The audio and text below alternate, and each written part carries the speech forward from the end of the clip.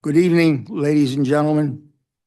Welcome to the Zoning Board of Adjustment meeting for February the 28th, 2024. Will everyone please stand for a salute to the flag? I Pledge allegiance to the flag of the United States of America and to the republic for which it stands, one nation, under God, indivisible, with liberty and justice for all.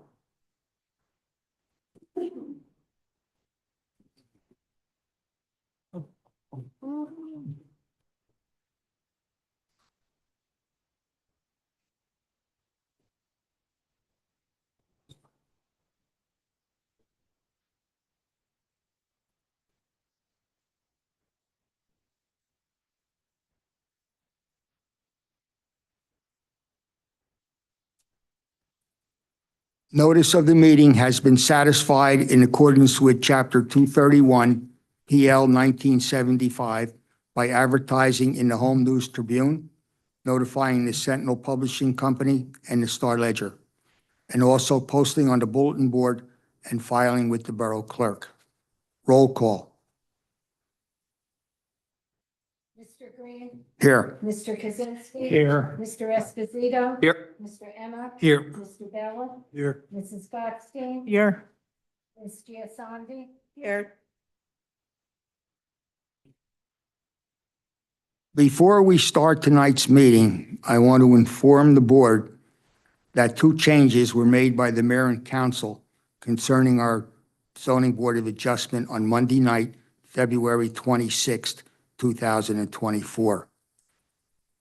Mr. Anthony Bella was appointed to fill the unexpired term of John Corrigan, who resigned in 2023 due to health issues.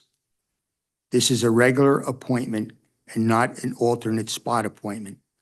The second change that was made is the appointment of Christina Gottstein to a two-year term as an alternate number one position. Christina formerly lived in Middletown, New Jersey, and was on the zoning board there for 6 years. She brings experience to land use issues on this board. Congratulations to both board members on their appointments and serving the Borough of Saraville in this position.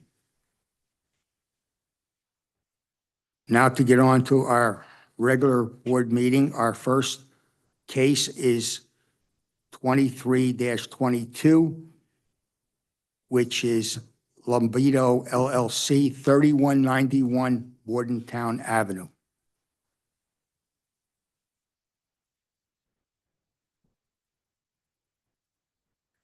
Good evening, Mr. Chairman, members of the board. For the record, my name is Mike Elvidiello, licensed attorney in the state of New Jersey. I'm here representing the applicant on the third matter that Mr. Chairman called. We're seeking a preliminary and final major site plan approval of the use variance as well as bulk C variance. Oh, see that? Tech support. Bulk variances as well as the C variance for a property that was identified by the address by Mr. Chairman. We're seeking approval to take a commercial parking area that exists on the property, improve it with a new garage/shed structure. The property is already improved with a residence, which is also proposed to remain. The property is located in the municipal R10 residential zone, but also in the part of the zone that's in the overlay zone for your LI-BS, the light industrial business science overlay zone.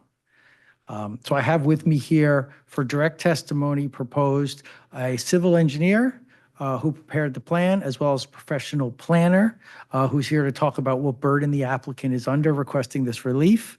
I also have other representatives, a representative from the owner here in case there's other questions that my witnesses can't answer. Proceed. So if it pleases the board, I will start. Would you like witnesses sworn one at a time, each witness, or would you like to swear them both at the same time? One at a time. Very good. So I'd like to start with my question. Sure. Just, John, can you explain what overlay zone is just before we get started? Sure. So in several parts of the borough, there's a zone, there are zones that essentially stack on top of each other. So in this case, we have the R10 residential zone along the north side of Bordentown Avenue. And in this section of the corridor, there's a zone that gives you a different option for use of the property, the LIBS overlay zone. So the best way to think of it is you have two choices with how to approach the use of the development of the property. You could either use it for a residential purpose, or you could use it for one of the business uses that's listed in the ordinance under the LIBS zone. What the applicant's proposing this evening is to essentially blend those two. Individually, the two uses that are proposed to be on the property would be permitted if it was only on the property by itself, but because they're there together, that's not allowed. You have to pick one path or the other. So that's why they're asking for variance relief tonight from the board. Thank you. You're welcome. Thank you. So if it pleases the board, I'll start with my civil engineer, Mr. Marinelli. Can you please identify yourself, maybe come to the microphone? Do you have a portable mic? Start. You swear to tell the truth, the whole truth, and nothing but the truth, so help you God. I do. Consider yourself sworn. And can you state your name and give your business address for us? Sure. It's Michael Marinelli, Marinelli, of Menlo Engineering, located at 261 Cleveland Avenue, Highland Park, New Jersey. And thank you. Mr. Marinelli, can you briefly describe for the board your educational experience and your work experience as a licensed engineer in the state? Sure. I'm a graduate of Rutgers University College of Engineering, class of 1999. I've been practicing land use for the last 24 some odd years. And I've provided professional testimony in front of dozens, if not hundreds at this point, boards. I believe I was in front of this board once, but it may have been 15 some odd years ago. I definitely know I've been in this building and in this room. I just can't recall exactly when that was. I am a licensed professional in the state of New Jersey, and my credentials are currently valid. I make a motion, we accept his credentials. Thank you, Mr. Chairman. Proceed.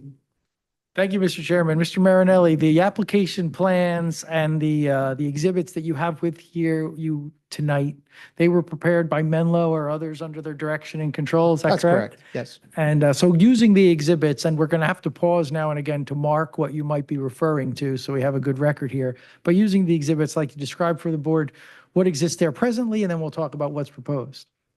Sure. The exhibit that I have on the easel entitled 3191 Bordentown Avenue, existing conditions exhibit dated 2/28/2024 is an aerial representation of the subject property with the property highlighted central to the exhibit. Okay, Would you like me to mark it as A1? So marking it as A1 in the upper right-hand corner, and you could put today's date, please, too, 2/28, and that'll be it. Thank you.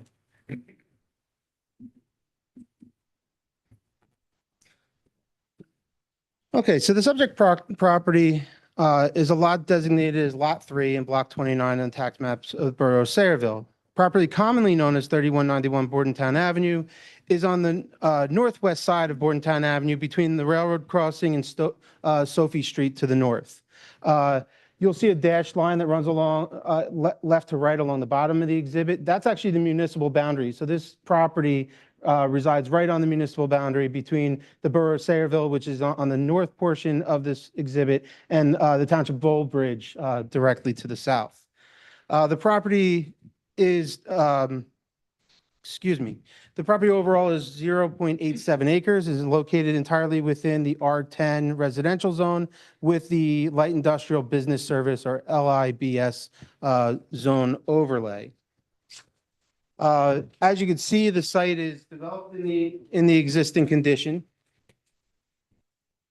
It has on it an existing vacant single-family home that's on the southwest. For the purposes of my presentation, we'll go by Plan North. So on the western corner is the existing dwelling.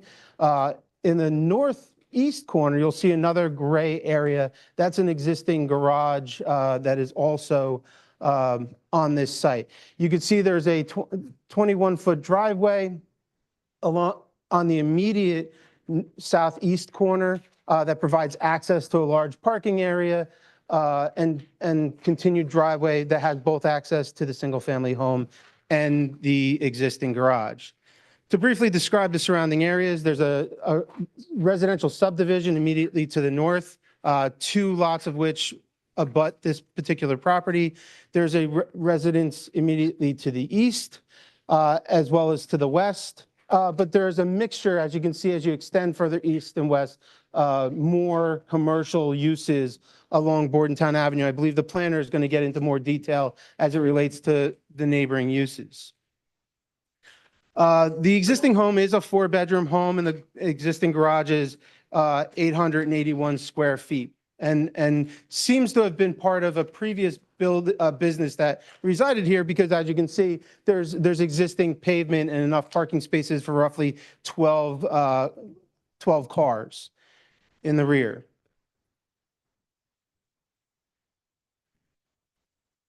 I'll now switch to our second exhibit. I'll label it as Exhibit A2 Okay. and also date it today.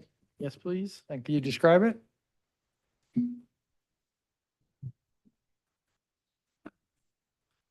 Surely, this exhibit's entitled 3191 Bordentown Avenue, site plan exhibit dated 2/28/2024.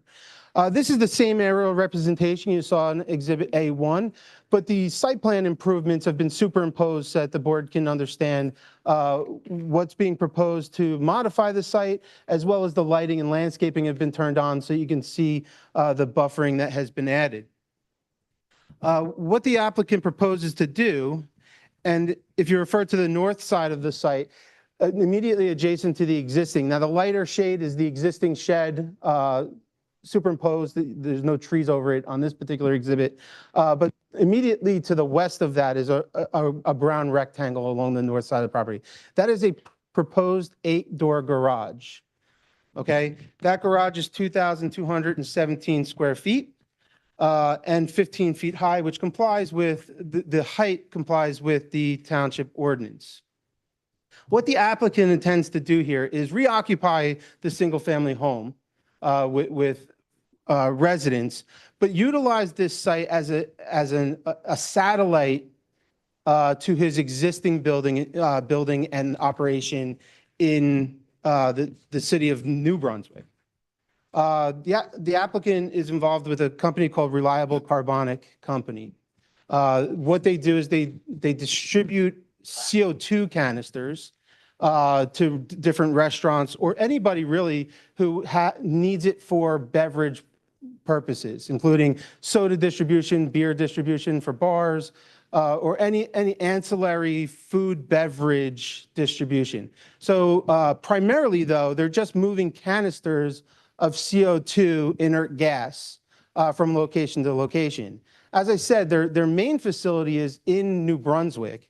And it's sometimes difficult to get from the middle of New Brunswick to this side of Middlesex County or northern Monmouth County, or in this region. So what he's looking to do is utilize this site to store inside this structure his delivery vehicles with the CO2 canisters in them.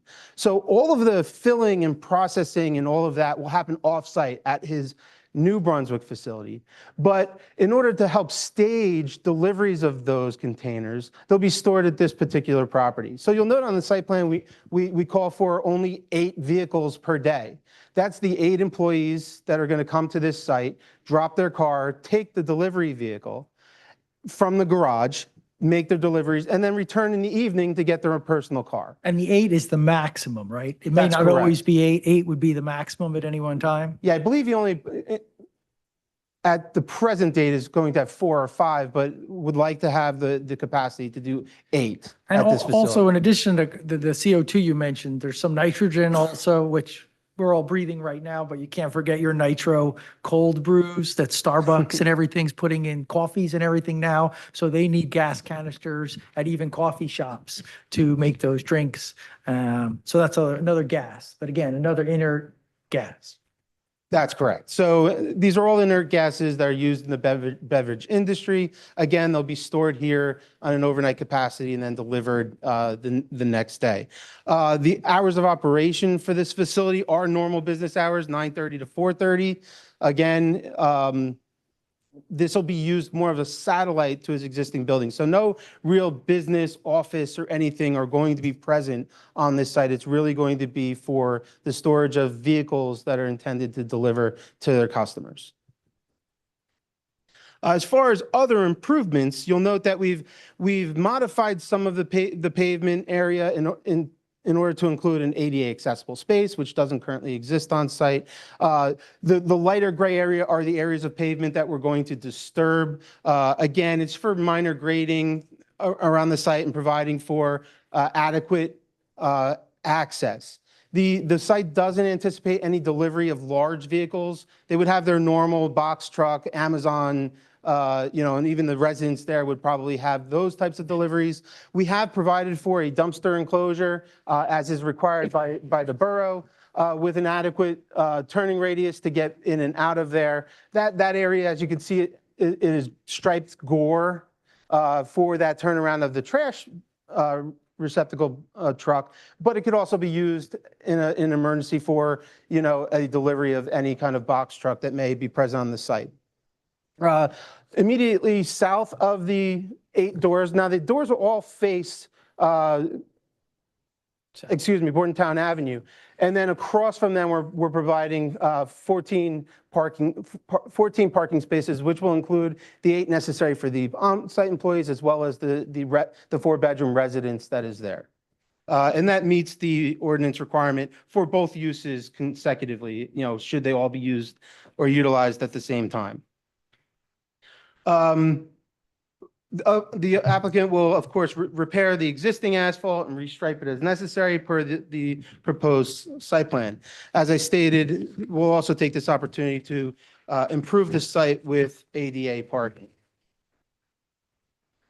The site has all existing utility services. It's not intended to, other than provide electric, which the existing garage already has. So they'll be just extending the existing utilities. As I said before, there's no intention to have an office or anything of any sort within this garage. So there's no need for a bathroom or any kind of plumbing either.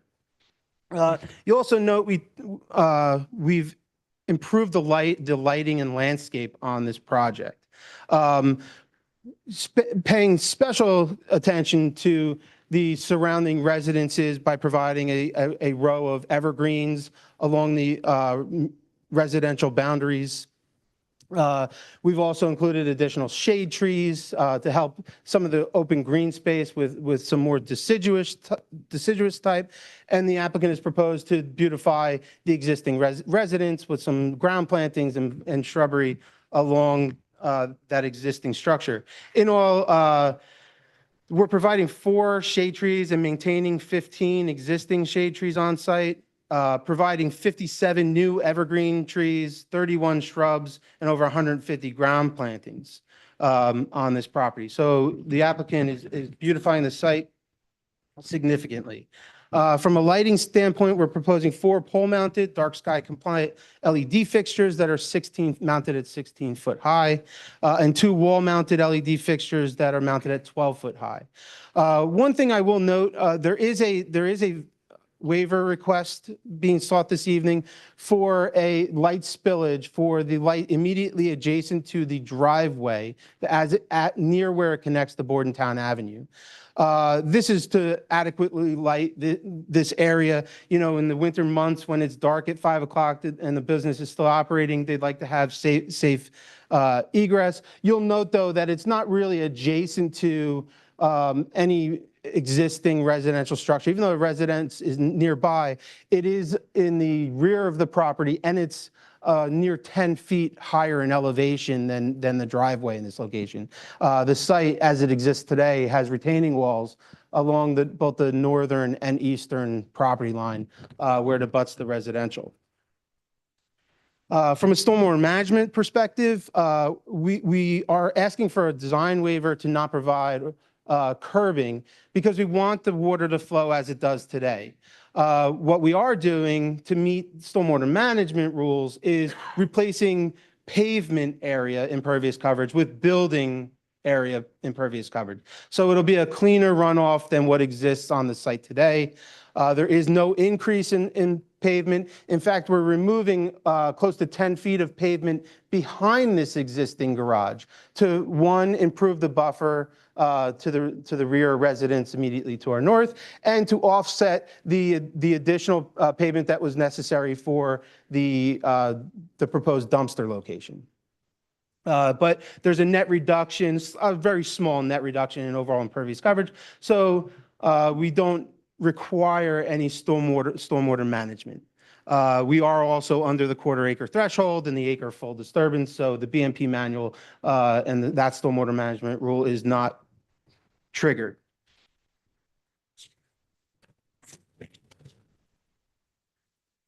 I know the planner is going to go through details of the proofs that we're requiring, but I just for the record to state some of the relief that we're requesting this evening.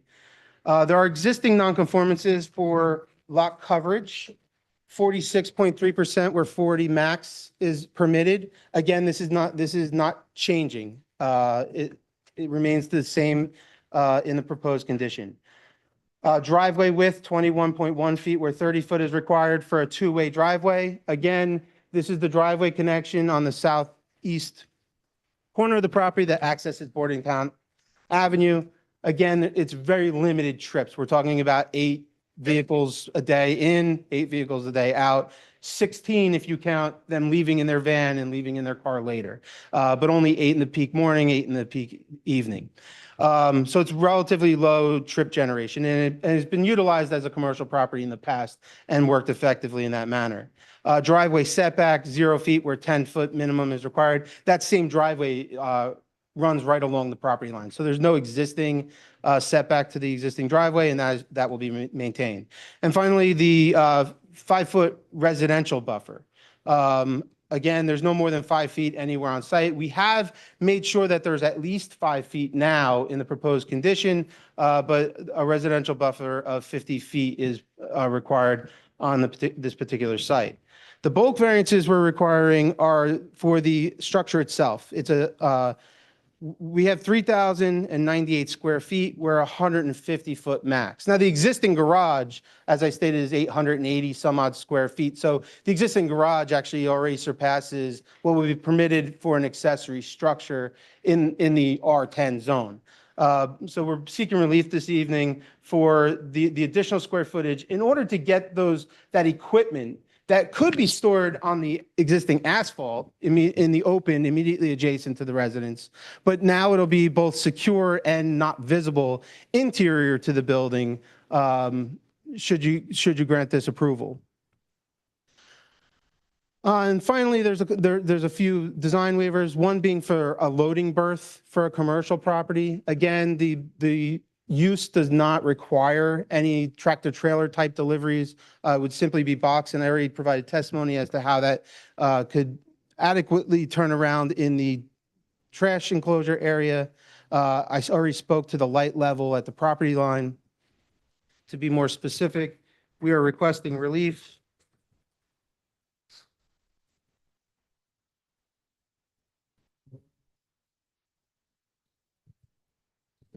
for 1.4 maximum foot candles, where 0.5 is the maximum permitted at a property line. And that's at the driveway area. That's correct. As I spoke, it's immediately adjacent to the driveway to adequately light that entrance area and provide safe egress into the site. And then a few other design waivers as it relates to curb and sidewalk along Bordentown Avenue. There's no existing sidewalk in the existing condition. And the applicant is not proposing to add any site curbing. The borough requires Belgian block curbing.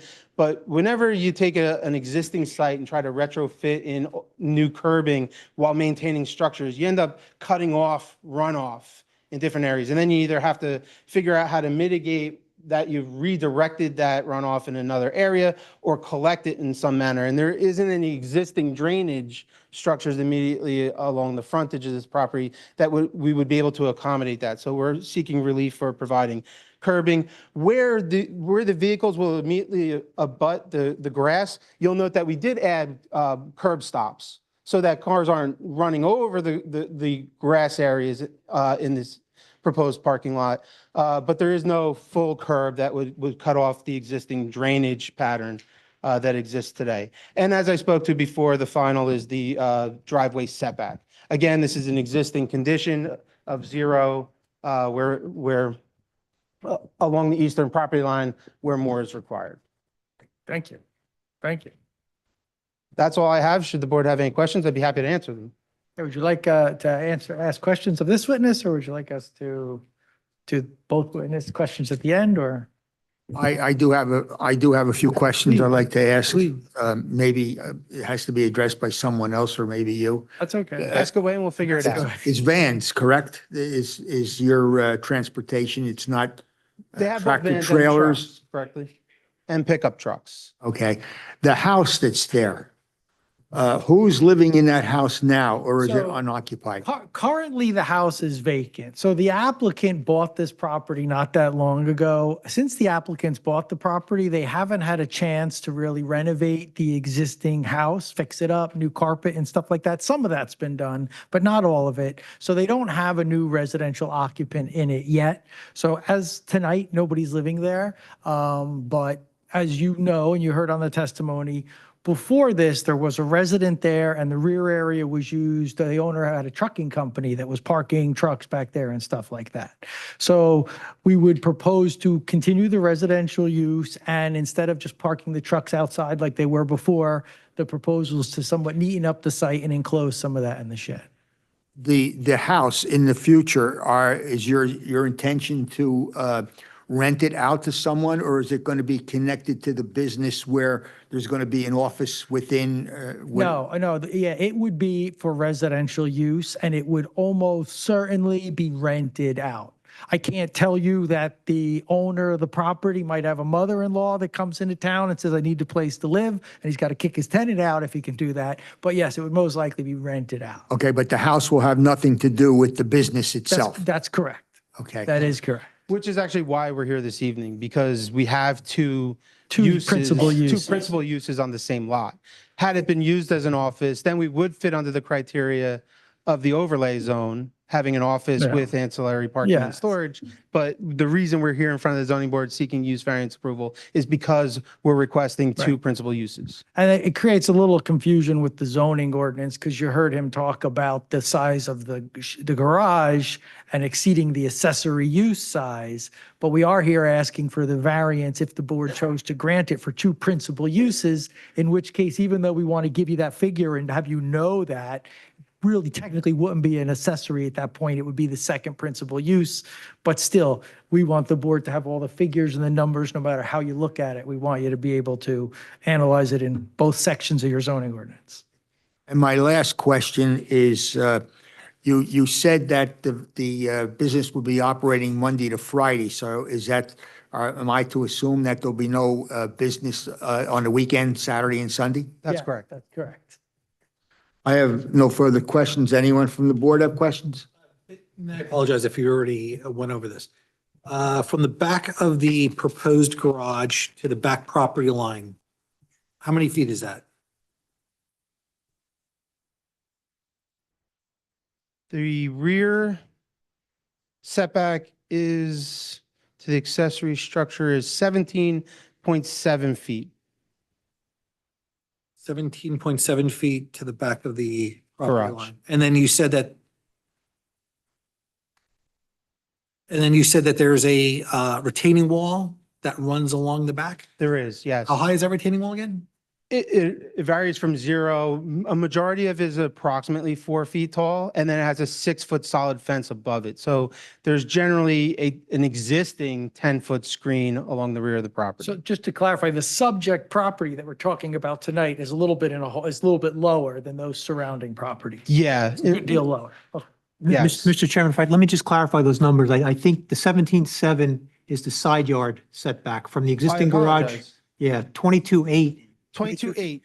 20 Where 25 foot is the setback to the primary structure. But we are proposing, and I excuse me for misstating, 22.8 foot rear yard setback. Thank you. 22.8. I have a question. These CO2 canisters, they're going to be in the vans in the garage. That's correct. Do they need any kind of temperature control? That's a good question. I do I not know believe the they could be answer. stored at ambient temperatures. The CO2. Because like even on the weekends, you're saying it's going to be in the garage. So do they need any kind of temperature control? They don't. Or ventilation? So they don't need ventilation. This building could be constructed as a general garage, as you would imagine. The applicant likes in a facility like this to put in CO2 monitors. They're not required, but the applicant will have CO2 monitors in there. So the nitrogen gas, the CO2 gas, not all the tanks are full. Certainly all the tanks are not full. Very often, many of them can be empty.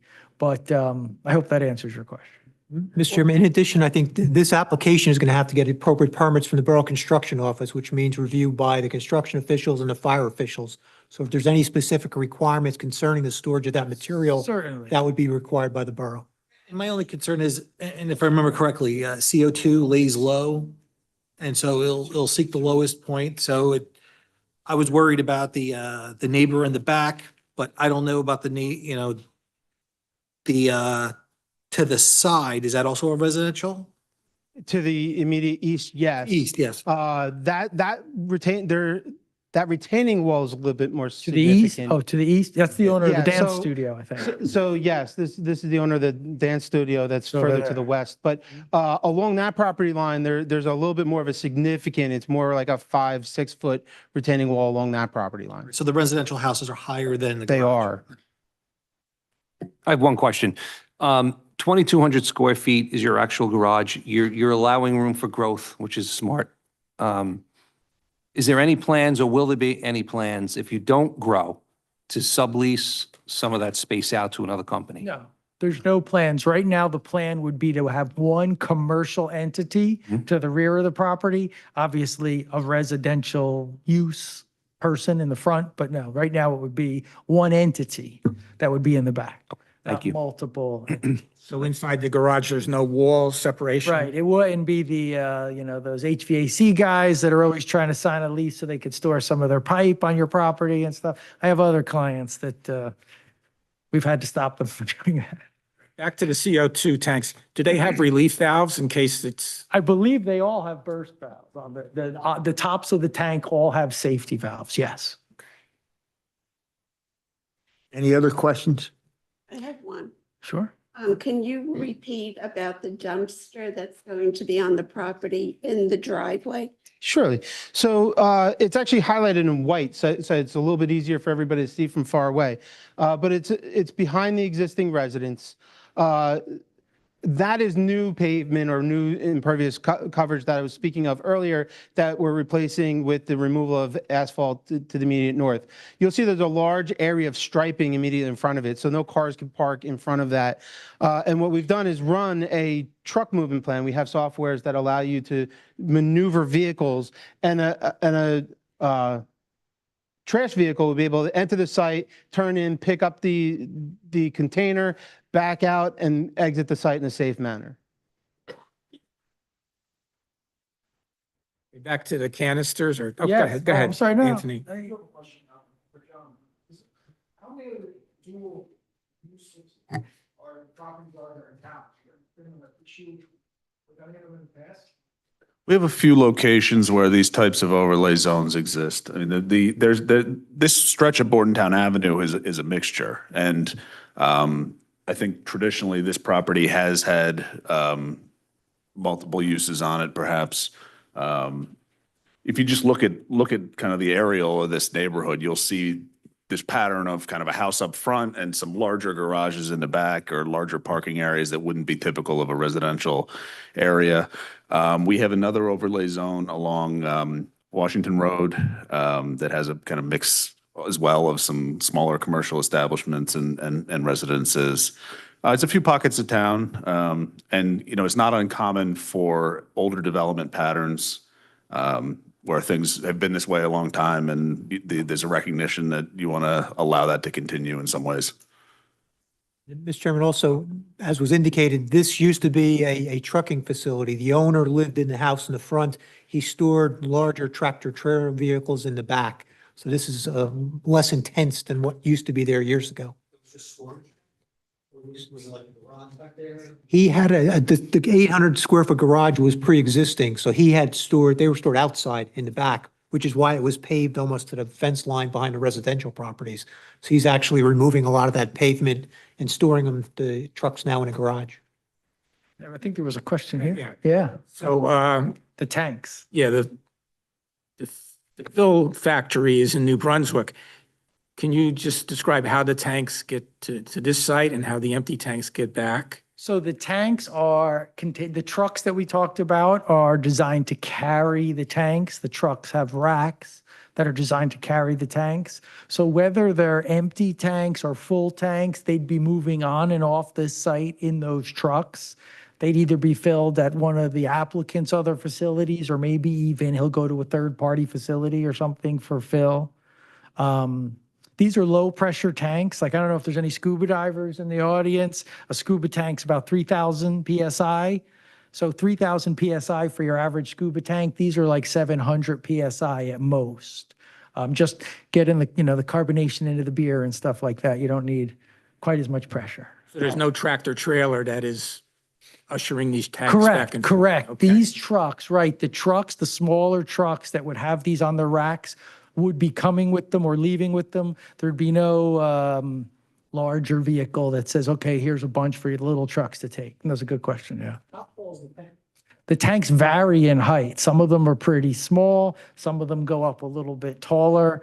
I can get you a range in a second, but they're, they vary. The tallest might be 5, 6 feet down to maybe 2.5, 3 feet to a small, what do you call those? Kegerator type, a small kegerator. Yeah. Jay, a question for you. Basically, this is a modification of the property of what it was before. Am I correct? Mr. Chairman, yes, it was previously a single-family house. He's continuing that use. He's now adding the garage in the back, but it was a mixed use before where you had residential along with the trucking business. But in addition, he's cleaning up the site as part of this application. During the technical review process, we talked about additional landscaping and redefining the parking, and he's complied with all that as part of the plan revision. So he's really dressing up the site as part of this application. Any other questions? Mr. Chairman, I had a detailed report. I think you touched on the majority of the waivers. There were some plan revisions that we were looking for. Any objection to? None. Yeah, Thank you. we've reviewed both the planner and engineer's letter. I believe I provided most of the testimony requirements throughout those letters, but there are a few minor plan changes that we, of course, would do as a condition of approval. Thank you. Couple things, Mr. Chairman. Well, go ahead, Tom. Any signs? I don't know if I didn't hear So anything about that's a good signs. question. That's a good question. So a sign was shown on the application. This is a small freestanding sign out near the street. I think if you go left and right, my planner can talk to you about the dance studio has a similar sign. The use, I think it's a florist or garden center, has a similar sign. There was a comment in the reports that these ordinances, especially the residential, but even the overlay zone, I don't think has sign standards. But we would be happy to remove the proposed freestanding sign and not have one. We'll eliminate that from the plan. I think it was listed as a variance because the zoning ordinance didn't really deal with it. One of the beauties of this use is the trucks that come there will be driven by people that go there every day. It will not be like a long-distance shipping company that hired a new driver out in California a week ago, and he's coming to the same site that the company's delivered to, but he's never been there. So these will be very familiar drivers. They don't need that signage to avoid missing the driveway. So we would remove that from the plan. I think that would be a good idea because you might have salespeople or something. If there's a business there, I want to Right. see what I can The do. phone and- book or drop off, the phone, all that's. Yeah, it. and they're going to Right. drive back there and Right. start. We'd be happy to, there might be a small sign that we would place. It would be fully compliant as a building sign, but it'd be back on the garage, just to note the name of the company. We think that's even just appropriate, so it's clear that this is, this business's structure. But no, we would get rid of the freestanding sign. All right, so you're on the record that the sign will be eliminated. I'm on the record. Okay. And Any other how questions? big is this garage going to be? The proposed garage is 2,217 square feet. So By then- dimension, it's 25 by 87 and 3/4. So that's 88 and without 3/4. the 881 that's existing. That's correct. So total is 3,098. Very good. Yes. Well, that's what you put in your report. Just double checking. Did you mention the hours of operation? The hours of operation. I did. Oh, yeah, I think, I believe it's, I just want to confirm, yes, 9:30 to 4:30 are their normal business. Monday to operating. Friday. Monday through Friday. That's Correct. No correct. weekend hours here. That's correct. Any other questions? A couple of things, Mr. Chairman. Thanks. Few comments from the report, just want to make sure we touch on. So the lighting spillage you talked about at the property line, there's a gravel area on the neighboring property. Is there commonly, to your knowledge, any kind of cross-access that happens there? It's just the driveway kind of spills over? Yeah, the applicant believes that the adjacent residents had a, non-written deal with the previous owner to store vehicles there on, a day of a party or something like that to keep them off of Bordentown Avenue, obviously, or off of his front lawn. So that area there was used for that purpose. So as part of this application, there's no intention to change any of that access. There's no intention to formalize any of that access. It'll just None. be a neighborly arrangement to the extent that it happens. That's correct. Okay. Similarly, another comment from the report, there's a walkway that extends from the northwest, so the back left corner of the structure to the neighboring property. Is there anticipated cross-access back and forth between those properties? Yes, in fact, the applicant owns the single-family home immediately to the west. So this is an access way to get back and forth. We would not, by the way, we would not formalize access rights. We would not formalize access rights. But if the owner of the business or the owner of that whole lot leases the house to somebody and the lease says, you as the tenant get this house area, the rest of the back of the lot is left to the landowner, the landlord. And if the landlord happens to live next door, well, then that's why we don't need an easement or anything, because the person walking from the house next door actually owns the whole lot. But there's no plan to formalize that and put any type of permanent right linking those two. We think it's more appropriate to leave them as they currently exist. Thank you. So it gets a little confusing with cross-access and why, and it's not, but it is. So that's, These are all informal arrangements. I just wanted yeah, that's the to best identify explanation I can offer. them, yeah. Yes. So you talked about the operation of the business. Is there any intention to service any of the delivery vehicles on this property? So not in the normal sense of vehicle service. If you need an oil change, if you need a starter, if you need your brake job done, certainly that service is not going to be done. The trucks are brought for third-party service like that. But if there's a specialized rack in the back of the truck that stores the tanks and the rack got dented or the rack has to be pulled off and a different rack put on that holds bigger tanks, that type of specialized truck equipment, the company and the employees are specially trained for that type of stuff. You couldn't really bring that to a garage and say, can you amend my, tank rack? So that type of stuff will be done, but no general automotive type of stuff would be. Okay. So no fueling, no oil changes, no general automotive that we have to worry about those types of fluids. Okay, thank you. And then Oh, sorry. No. last one. So we're talking about two uses that are not necessarily going to interact with each other. What's the anticipation of how the trash container, the dumpster is going to be used? Will the residential garbage be separate and apart from that? Will they commingle in that dumpster area? If the board has a specific requirement as to how they want it to function, we can probably implement that. But if there's ample room in the dumpster based on the company's usage of it, the owner of the property may offer that to the residential tenant. If not, they might require the residential tenant to do it as other residential tenants do. But again, if the board had a specific requirement, we would certainly consider anything like that. I don't know that there's a particular recommendation. I just wanted to make sure that it was considered. Yep. And sorry, Tom, I did have one more. With the, again, with the kind of the interaction between the two uses, is there any consideration of fencing or creating some additional landscaping around what would function as the residential yard area, let's say, versus the business parking and operations area? Just to kind of. Yes, we could consider, I believe, just for the record, there are 7 spaces immediately south of the garage. You're talking about the grass area between those 7 spaces in the existing home to boost the landscape or Yeah, and fencing in that area in order to buffer that use from the uses from one another? I think not even necessarily the kind of buffer we would talk about where we're talking about the perimeter of the property, just something to kind of give a delineation to the space. You know, this is my space as the resident Right. versus this is your space as the Yes, business. the applicant would agree to that as a condition. Yeah. Okay, I think thank that you. would benefit the whole property. That's, yeah, my opinion as well. Thanks. Isn't the dumpster going to be there then? It is, but the dumpster is further east. There's an ample space west and north of that dumpster location that could provide a good backyard.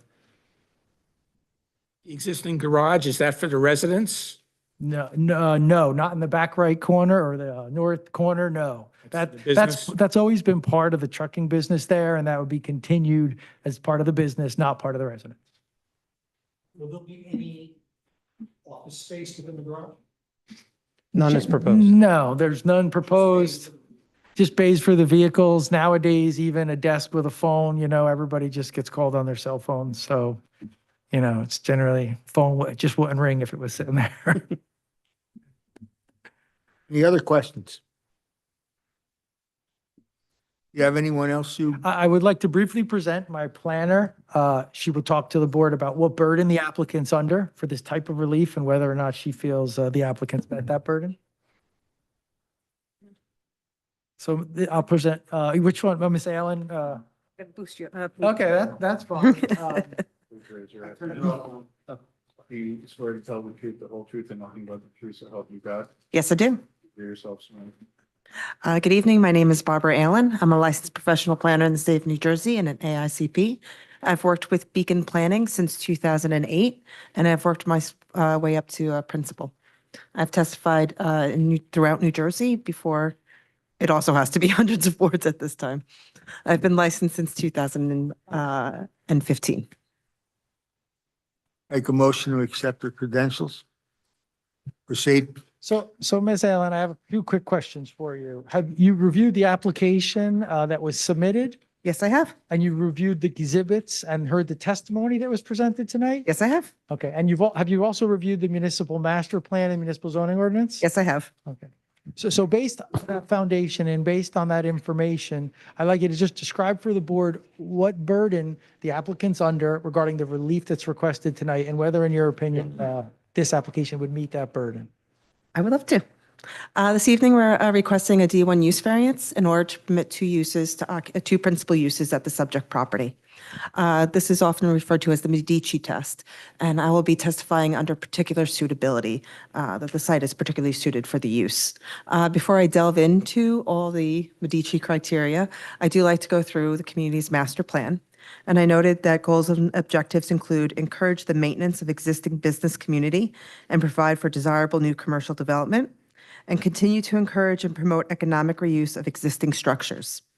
The master plan also actually specifically addresses this overlay and says, secondly, along Bordentown, Amboy Turnpike, a light industrial business service overlay zone was created in 2009 to reflect changes in this portion of the borough to blend reasonable light industrial uses with business service uses while still maintaining an existing residential character in the area. So the borough recognized that there was a change going on along this corridor, that it was moving from residential to more commercial and light industrial in nature. The 2023 reexamination report just reaffirmed these goals. It didn't go on.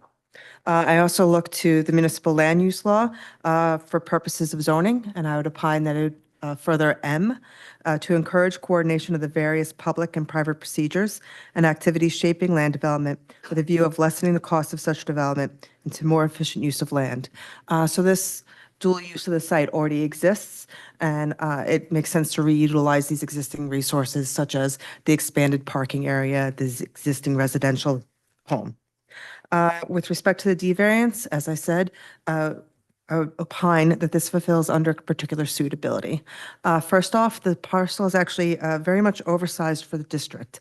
It contains 38,880 square feet, where actually 10,000 square feet is required by both the R10 district and the B1 underlying, the B1 zoning district standards apply to this overlay, I should clarify. The subject property is actually more than the sufficient size to accommodate both uses.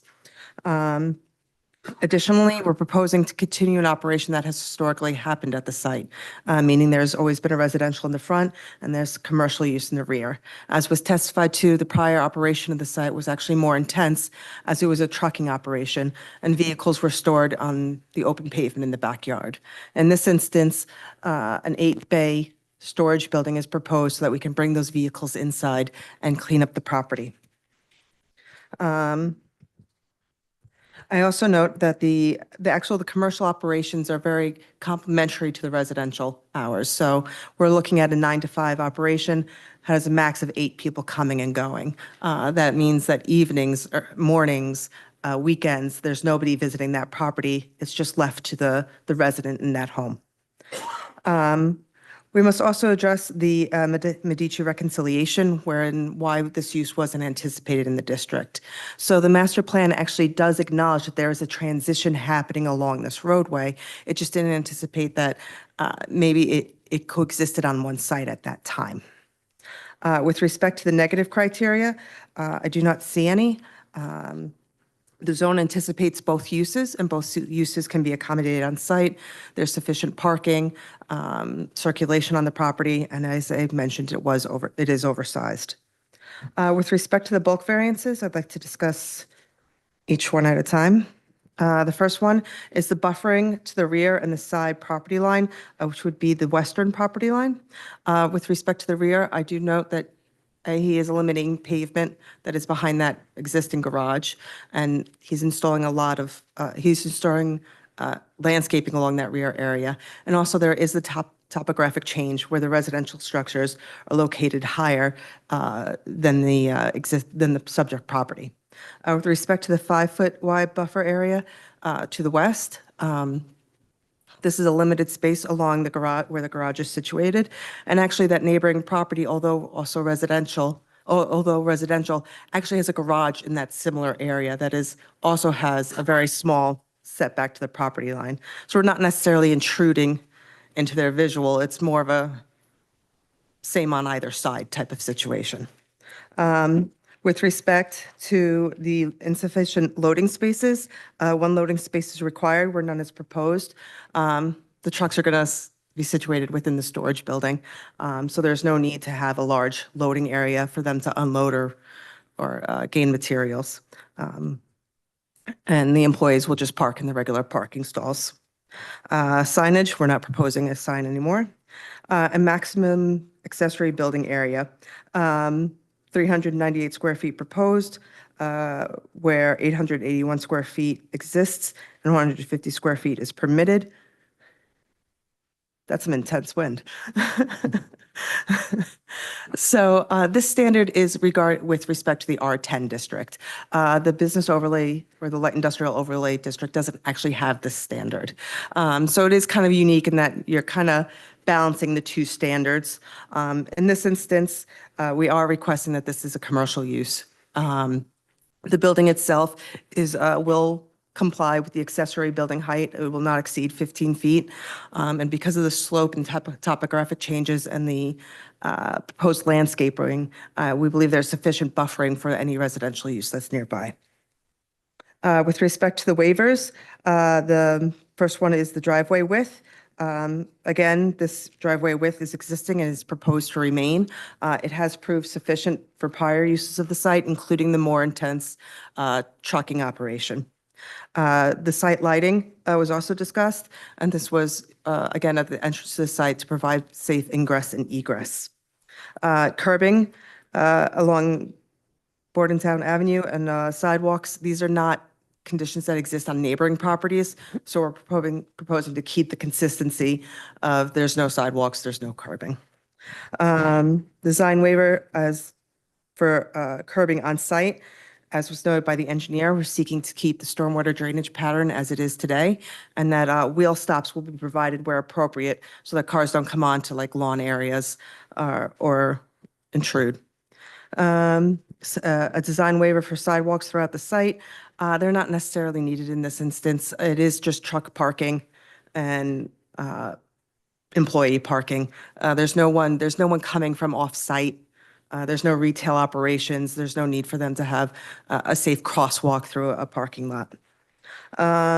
Another waiver is required for the driveway setback, 0 feet proposed and is existing. Again, this is existing condition that's proposed to remain, and the site has operated in this fashion with, again, a more intense use associated with the trucking operation. Finally, last one. Design waiver for a minimum of 10% of all parking areas to be landscaped in the interior where 0% is proposed. So extensive landscaping is proposed around the perimeter.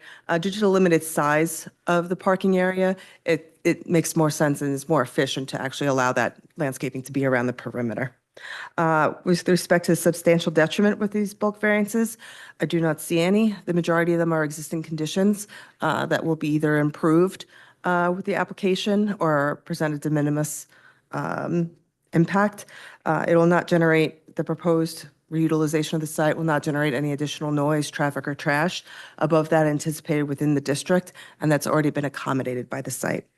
It's for those reasons that I believe the applicant has met the burdens and the standards of the variances requested. Are there any questions that I can answer? I have a question about the light that's going to be installed 16 feet high. Is that a security light or will that be on all the time? That would be a better question for my engineer.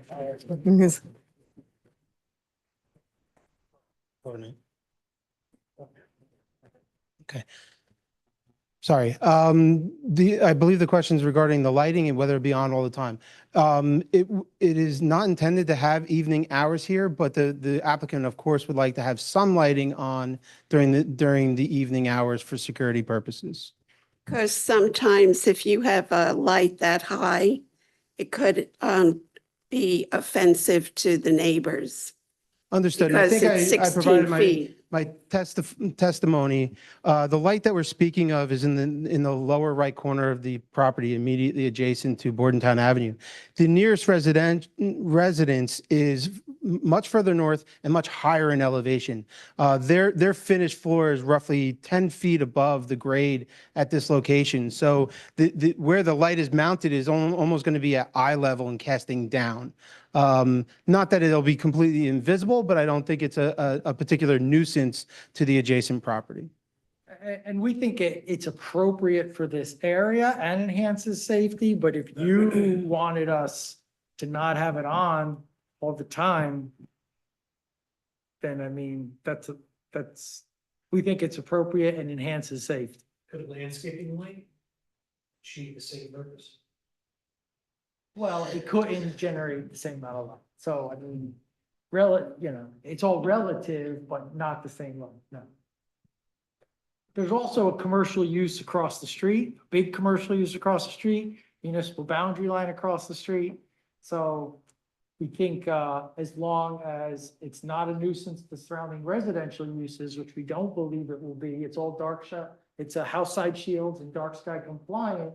We think avoiding very dark areas is a benefit to the whole community going forward, based on our experience. But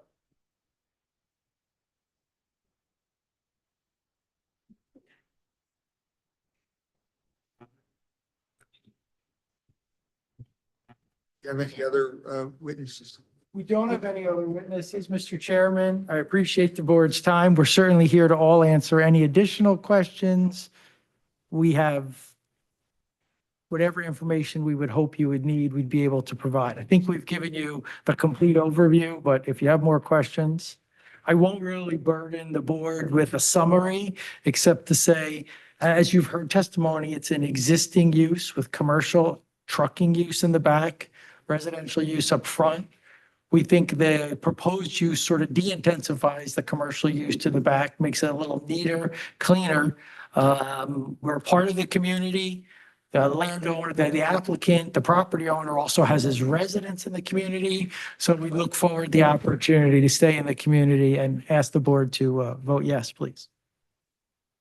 Any I other, just have one question. go ahead. So we're talking about trucking operation in the back, but we really mean specifically this type of truck with this type of cylinders on Absolutely, it. absolutely. So if he Yes, wins when I the said lottery, trucking operation, I was talking about the other, was a trucking company, the other user, right? so when he wins the lottery and moves away, It'll just be Lamborghinis.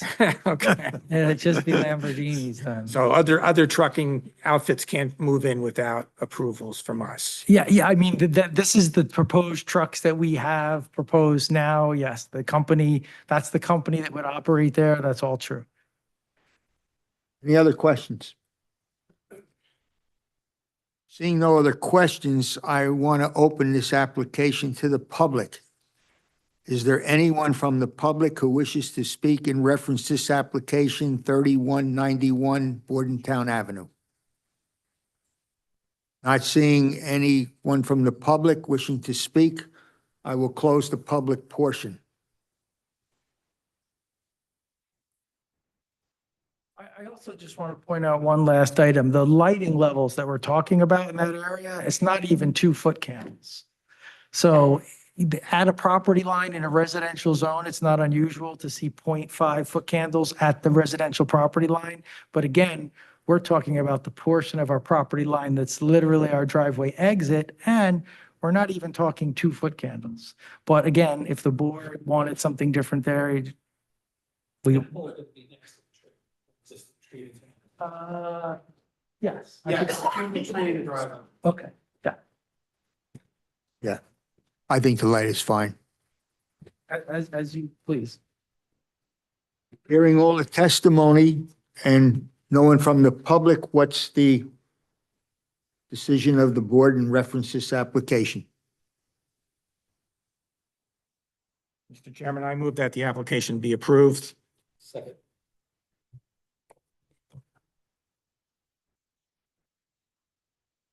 Motion's been made and seconded to approve this application. Roll call vote? Yes. Mr. Kaczynski? Yes. Mr. Esposito? Yes. Mr. Emma? Yes. Mrs. Constantine? Yes. Mr. Bella? Yes. Mr. Zandi? Yes. Thank you, Mr. Chairman. Thank you, members. Thank you. Counselor, this application will be memorialized at our next month's meeting, and we'll proceed from there. Thank you. Thank you for your time tonight. Okay.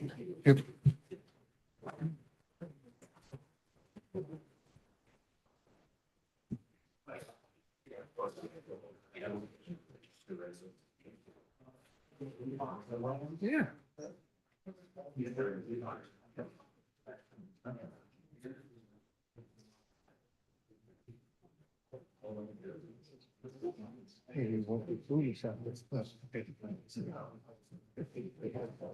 We do have a generator.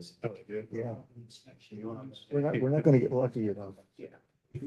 Two faces will be like spring training. Spring training for the mosque.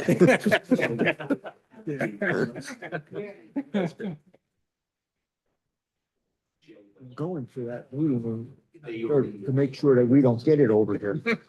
Yes.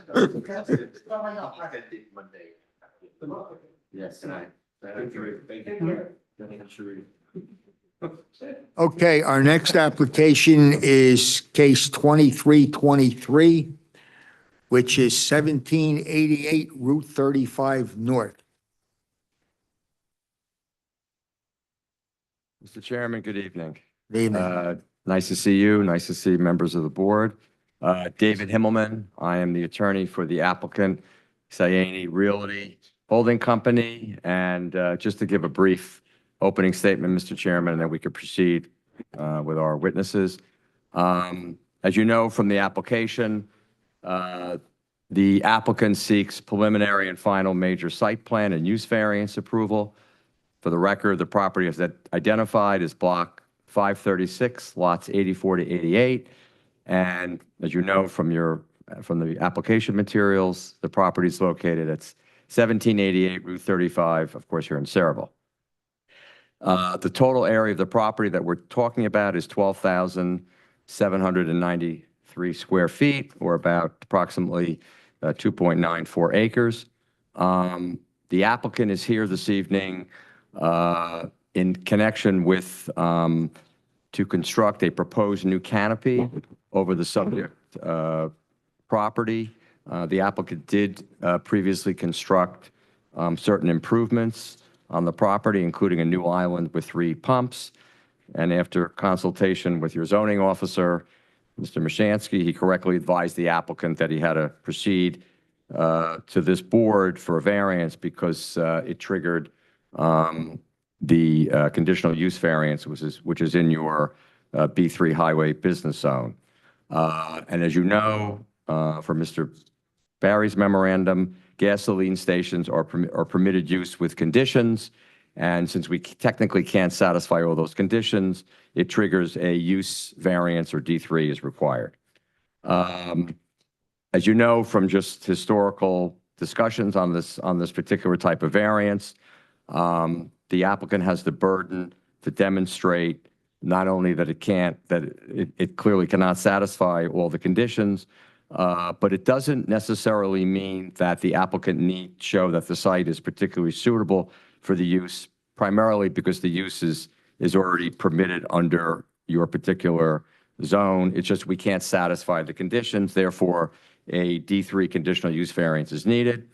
The applicant, engineer, and planner is going to review the application, and we'll also discuss the justifications for the variance. We have several pre-existing variances as well, which the applicant and his engineer will discuss, and those will be delineated in some detail. Mr. Chairman, we have 2 witnesses this evening. One is the applicant directly, and we have our engineer. So if the board doesn't have any questions at this time, we could proceed. Thank you. Okay. Go under. Mr. Chairman, our first witness is the representative of the applicant, Mr. Kulwander Singh. And why don't we, that's okay. We're going to have you sworn in. Raise your right hand. Okay. Nothing but the truth in this matter, so help you God. Yes. Consider yourself sworn. Thank you, Mr. Singh. Good evening. So just want to ask you some information and questions about the application, some of which relate to the operations, which the board's professionals asked us to cover. So, Name again. oh, I'm sorry. It's Kulwander Singh. It's Kulwinder Singh, S-I-N-G-H. Of course. Okay. So you understand the applicant, of course, is Sayani Realty Holding Company, LLC, and you're the managing member of that entity. Is that correct? Yes. Okay, terrific. Okay. So can you describe sort of the nature of the business operations at this site? For the record. Station. Do you have the microphone for him? Oh, I'm sorry. I apologize. Okay. Yep, there you go. Speaking to that. It's on. So Yeah, just- all right, okay. it's a gas station? And you also repair vehicles at the site, correct? Yes. Okay, very good. So what relief are you seeking tonight, and why are we here specifically, if you could address that? Just need the canopy, because we always have a hard time in the storm or rain and all that. So that's why we just request for this thing. So the canopy would be constructed over the new island, is that Yes, correct? Yes. Okay, great. Just put the mic, make sure, okay. Now, there were some questions raised in some of the staff, in some of the professional reports. So can you describe the type of vehicles that access the site, the fuel deliveries, and how they would come onto the site generally? It's all kind of vehicle, like when you go to stations, so cars, trucks, pickup trucks, dump truck, that kind of way. And tractor trailers perhaps? Yeah, yes. And then, of course, passenger vehicles for the Always, gasoline. yes. Okay, great. Okay. Is the applicant proposing any changes to the vehicle repair business as a result of what we're seeking tonight? Is there any changes being proposed to that part of the business? No. Okay, all right, very good. Okay. Now, hours of operation. Can you, for the gasoline portion of your operation, can you just put on the record what your hours of operation are? 6 a.m. to 9 p.m., Okay, and that would be Monday through Saturday? Monday to Saturday. Okay, and Sunday is Is what? 7 a.m. to 9 p.m. Okay, and the hours of operation for the garage repair, Monday through Friday would be what? Is 8 to 6 p.m. Okay, And and then then, Saturdays, maybe by 8 to 3 p.m. and Sunday you're closed, correct? Close, yes. Okay, very good. Garage Okay. closed, but the gas station's open. Yeah, of course, right. I'm talking about the repair. Okay. The number of employees. So the gasoline station portion of the business has how many employees? The gas station have 2 employee. 2. Okay, and are there shifts for those employees? Yes, there's one who opens in the morning, 6 a.m. and he goes home 3 p.m. And the second one starts 3 p.m. to 9 p.m. Okay, terrific. Okay. Now, in terms of deliveries, what type of deliveries are made at the or delivered to the property, obviously including refuse? And what type of vehicles are used for those deliveries and how often? What's the frequency approximately? The gas delivery comes twice a week. So they come like in, not at nighttime, it's always day delivery. And the part for the garage, they come like once or twice a day. And those are mostly what, in vans? Those are vans. Okay, And the fuel is the fuel tanker, what you see on the road. okay, fair enough. Yeah. And the refuse would be, that's private, correct? Yeah, that's private. Private hauler Correct. in a typical garbage Anyone, yeah, truck? the company, yeah, they come and deliver it. Yeah, that's private trucks. Okay, great. Did you want to add anything else? Do you think we've covered? No, that's all. That's all I Okay. needed though. Mr. Chairman, I don't have any further direct questions for Mr. Singh, but you or the board members or your professionals might. I tried to cover as much as I could in those Mr. Barry's and Mr. Cornell's memo, but I may have missed some things. The canopy is going to be 14 feet high. Is that high enough for these tractor trailers that are coming in? Yes. How high are they? The tractor trailers are 13.8, 13 feet and 8 inches, 9 inches, that's what they, so I just need an extra other 3 inches. That's it. Yeah, so that's all I need, about 14 feet wide. Doesn't seem like you have enough of a buffer. The truck, no, that's what the height is, 13 feet and 9 inches. For the tractor trailers. But that canopy is 14, so the tractor trailer is right underneath it? Yes, that's what I need with the height to be tractor to be underneath that 14 feet. We still have that T structure that's by the pumps. T-stretcher means, Yeah, there's a, it looks like some sort of 15. T Okay. on Google Maps. I don't know which one. Pole with. like- Oh, no, that was the old one, so I don't have that there. Is that about 14 feet? Is that about? If I could just interject, so I just looked, my engineer just refreshed my recollection on the architectural plans that we filed. So I think the clearance is 15 feet Oh, it's a for the 15. canopy. So I think your point's well taken. So I think, Yeah, because That's- they told me yesterday that it was 14. Yeah, I mean, maybe they're talking about the whole thing, but I know the truck needs the place to be go underneath is a 14 feet. So probably the whole but thing. the clearance is 15, Clearance, okay. which makes sense. Sorry about that. Thank you. I have a question. In reference the fixing of cars there, Mhm. how many employees do you have for that purpose? It's a 2 guy. 2? 2, yes. And when you repair a car, car comes in the morning and it gets repaired and then they pick it up at night, or how does Yeah, that if work? the car fixed at the same day, they picked up right away. If they don't fix it, then they wait till the next day. The car stays in the garage, and the next morning they come and pick up and go. Any car that's not repaired that day, is it stored on the property? Yes. What's your limit of cars that you store there? The parking spot, I think I do have about 12, but I don't think we're gonna have that many cars. Probably 4 or 5 cars a day. That's all. because we got 3 bay. So if there's a 3 cars in the garage, so there should be like 3 there in the line to be fixed. So there's 6 or 7 cars, they can do it in a day. And when we're talking repairs of these cars, we're talking small things like a new battery and it's not major, Nothing like the oil change, brakes, Okay. shocks, like minor stuff. it's not a transmission job or anything. No. Not Oh. transmission, no engines, just like these kind of stuff. Tune up, these kind, like normal stuff. Okay. Any other questions? Any other questions from the board? Okay. Yeah, Mr. Chairman, just to follow, so I think there's 2 mechanics that are associated with the repair part, so there's 2 employees. Yeah, that's it. That just do the mechanical part of it. That just do the mechanical part. Okay. Yeah, great. Mr. Singh, great. You can be excused for the moment, but don't leave. I had that happen once, Mr. Chairman. After so many years, you have to remind clients. Mr. Chairman, my next witness is our engineer and planner, Mark Lieber, and we will have to have Mr. Lieber sworn in and qualified, please.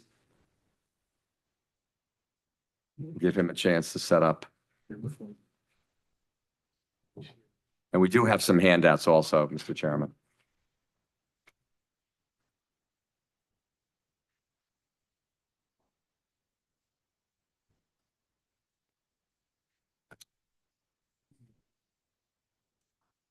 So that old structure,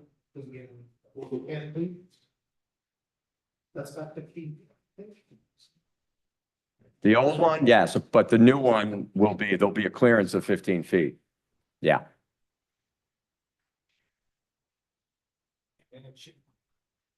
Thank you, Mr. Mashansky. Thank you. That's Mr. Chairman. Thank you. Last but not least. you. Oh, speak loud.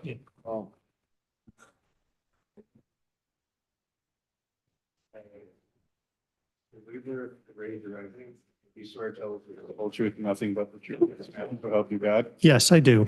Yourself sworn. Mr. Lieber, if you could just provide your professional qualifications, your educational background, and confirm that your license is in good standing so that we can qualify you as an expert in engineering and planning. Thank you. Hi, good evening. It's Mark with a C. My last name is Lieber, Leber.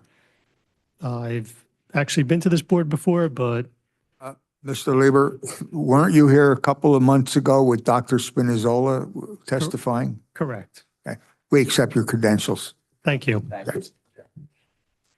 Mr. Lieber, I know you brought some exhibits with you this evening.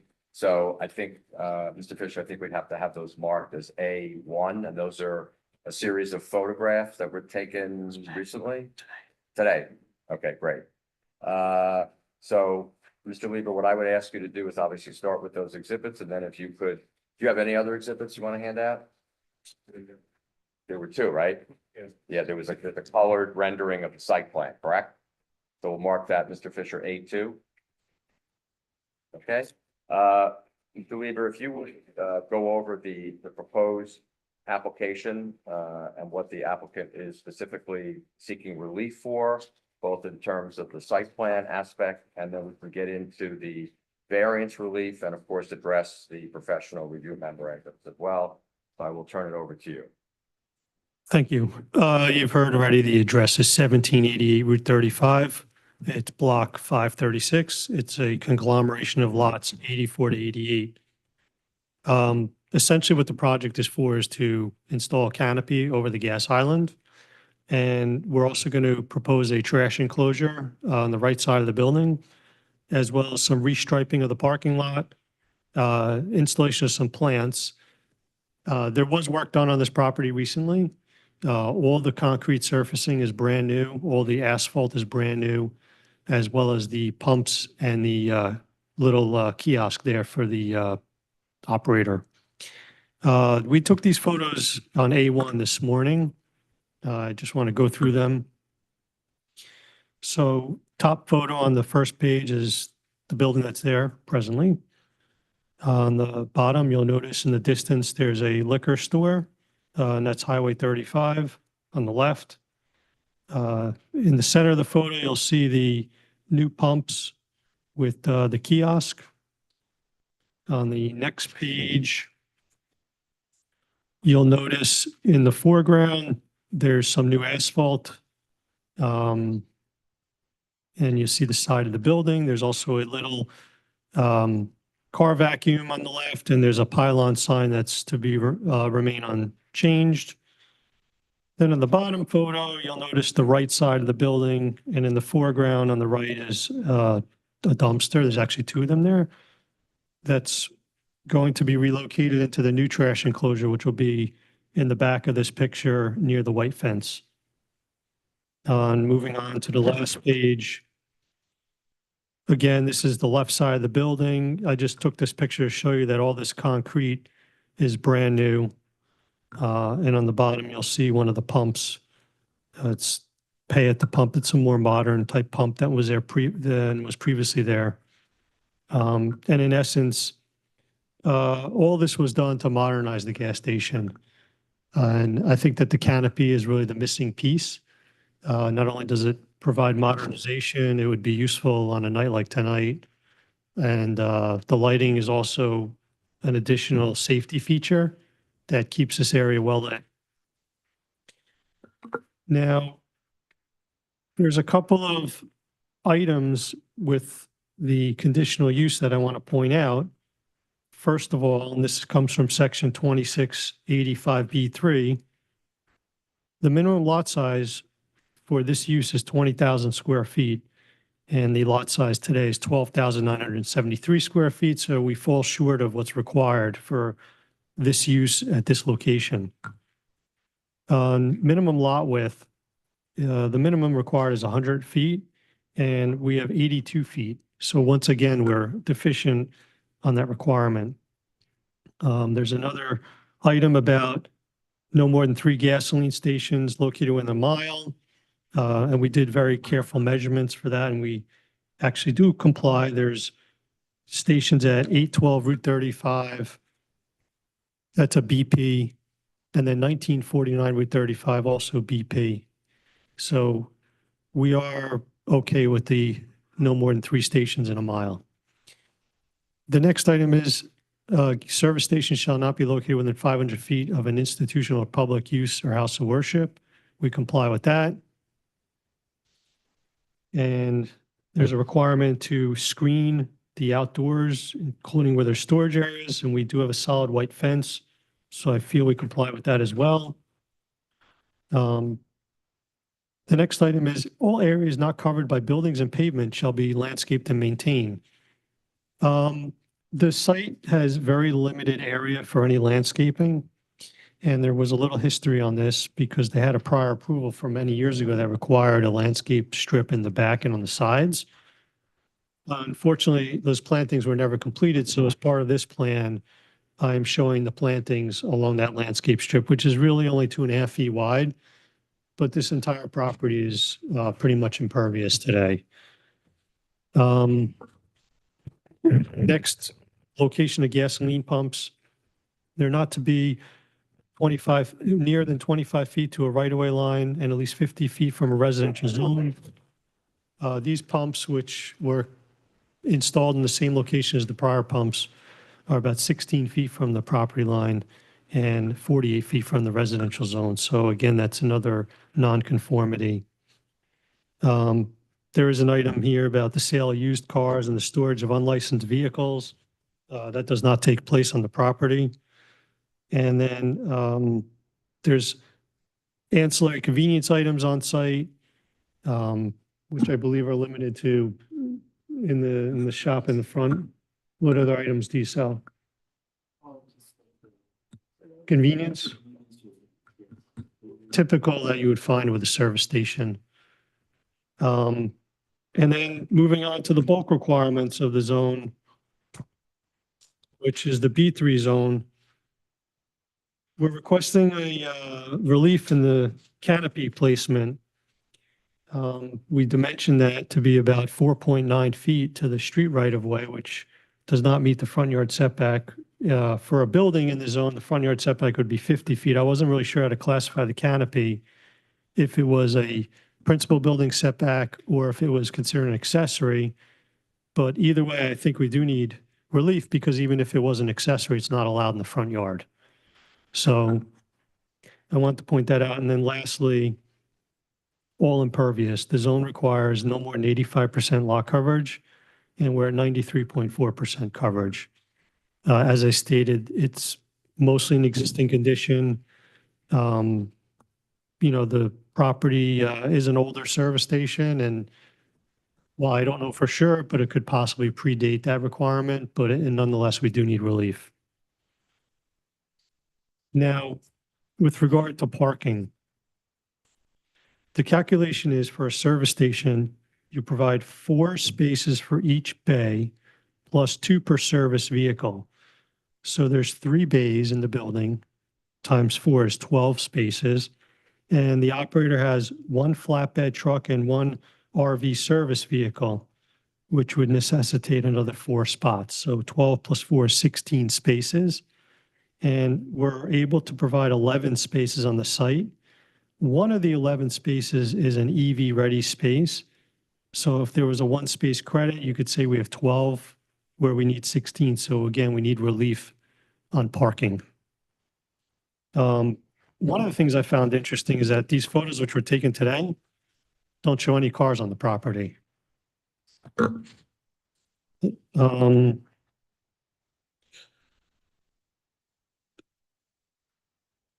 Just want to make sure I didn't miss anything. presume that was because you repaid.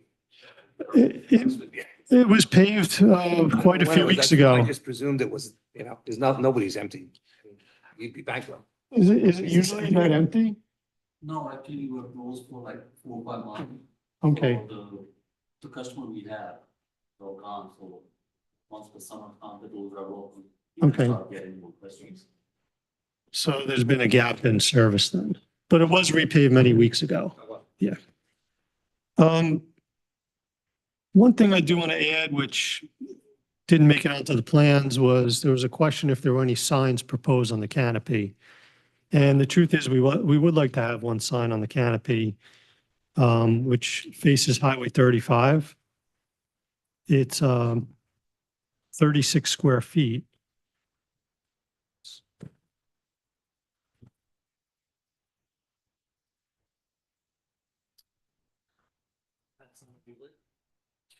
It's actually the prices of the fuel is what it shows. In other words, the prices of the fuel would be on the canopy itself. Correct. The dimensions of the sign, I just got this today, is, Unfortunately, we didn't have a chance to, because we asked the applicant if they wanted to have signage, this was the time to obviously present it to you. And we haven't had a chance, obviously, submit it to professionals as well, but basically, we just illuminate the diesel. Digital readout? Digital readout of the various fuel products. Only the name of the. No name. right, I can tell you that the width of it is 12 feet and the height is 3 feet. I could show you a photo. I can't submit my phone, but it's basically just, Standard, right? Right. it's a readout of pricing. Does that mean you're gonna get rid of this post, this old sign? It's kind of an eyesore. Keep it, I would like to keep it for the traffic and see one coming from the, for going to the south. Yeah. So they can see it and. Yeah, I mean, yeah, maybe paint it if you could, but, huh? Yeah, rehab it. But yeah, makes sense. Yeah, makes sense, sure. So would it be facing the southbound side? This would be facing 35. Yes. Now, what do they technically call that? I guess the side of the canopy may be called an apron. It would be on the apron, which is 3 feet high. So the sign's made to be 3 feet as well. So, Mr. Chairman, I guess what the applicant proposing is the board should act favorably upon the applicant. So we could submit revised, updated plan showing the signage that Mr. Weaver is indicating, because obviously, but we're representing that it would be conforming to the ordinance, correct? Right, no larger than 36 square feet. Right. Is that on the long, section or the short section?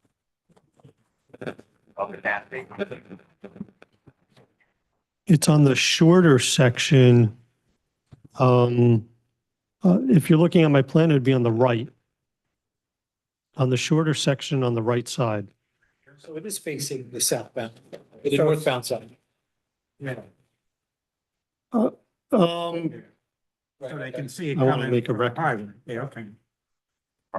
I'm just putting on the record that I'm pointing to the right side of the canopy, which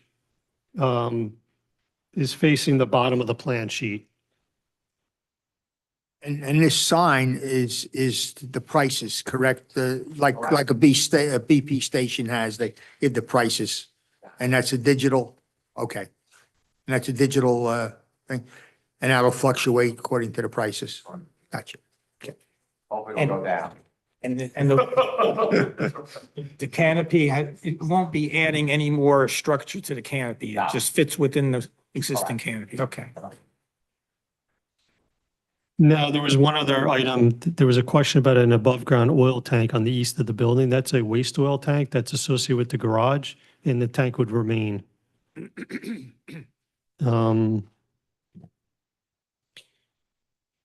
One more thing, there was a question if there was a cross-access arrangement between the station and the neighboring liquor store.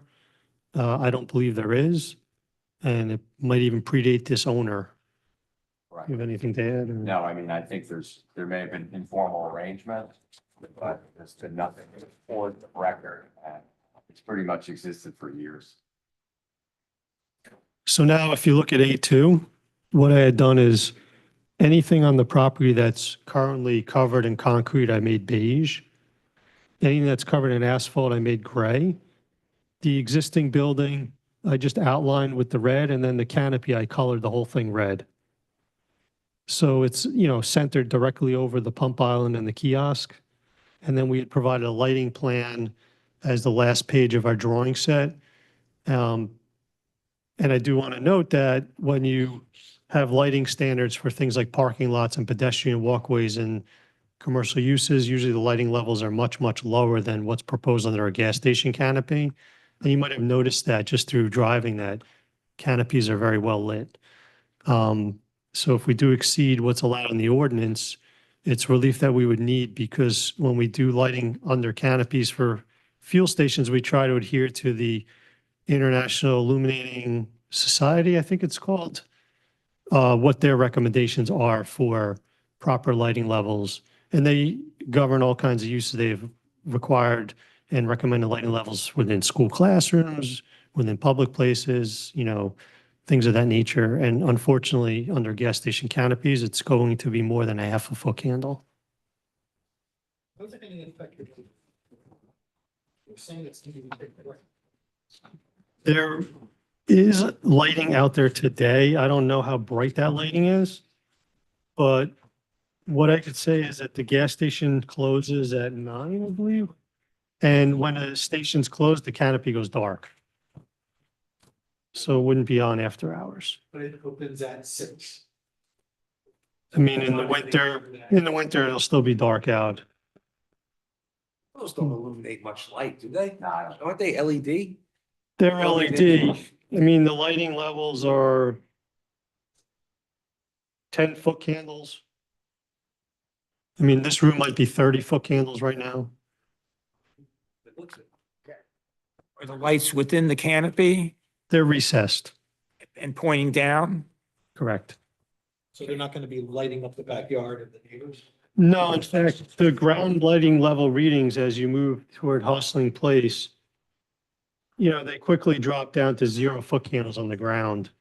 Because the light just diffuses down. I'm not a lawyer. You want it on at night? Well, Especially if your prices are good, so people see that. I don't know, The that's next day. sometimes- well, you do, but when the station's closed, the canopy being lit up at night would deceive people to think it's You open. can't just light up the prices. You have to light up everything.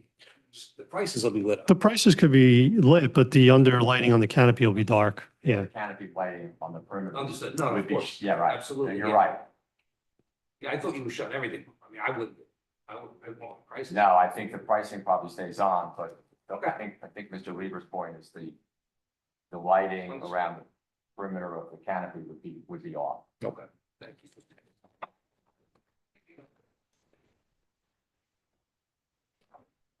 Mr. Lieber, I also, well, I know Mr. Barry also identified several existing nonconformity cases, but I went over into those. Correct.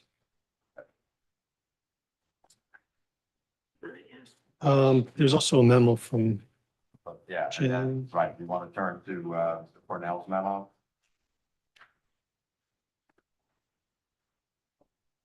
so I'm looking at the memo dated February 28th from Mr. Cornell, and the front page goes through some of the history and what's proposed. It even speaks about the application from 2010. And then reiterates that we did have a prior technical review meeting, which resulted in numerous changes to the plans. And as a result, he updated this new report. Many of the items in this report are a statement of the type of relief that we need, whether it's design standard relief, including parking. You were asking earlier, how does this site get a delivery of fuel? They delivered this morning when we're taking our pictures. And just the timing, what they do is they pull in and they park the tanker in between the pumps that are nearest to the street and the street. And then they run the hoses into the fill ports, which are located in the concrete. So that, I imagine, is the same as it was done prior to them rebuilding that. You said street, you don't mean on 35. You mean, Yeah, between 35 and the pump nearest 35, they park right on that concrete there. say, they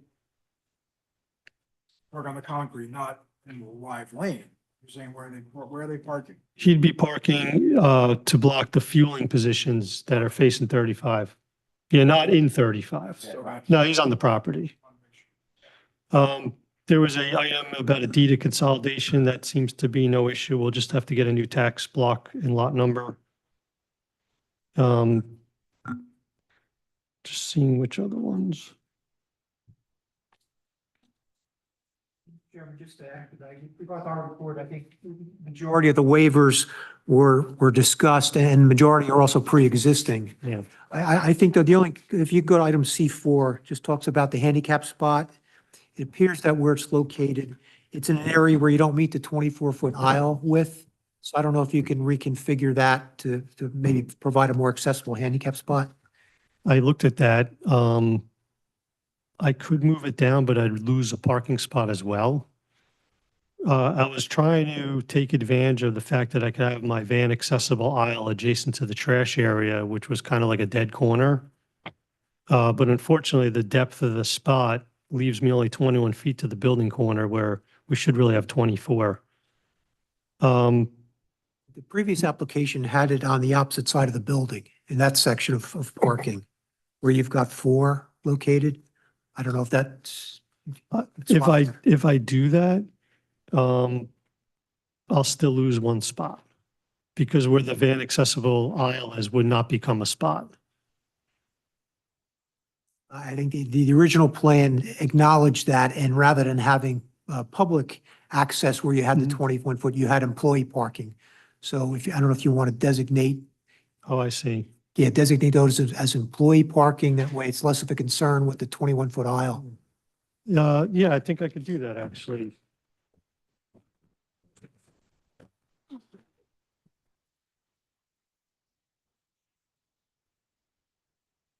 Okay.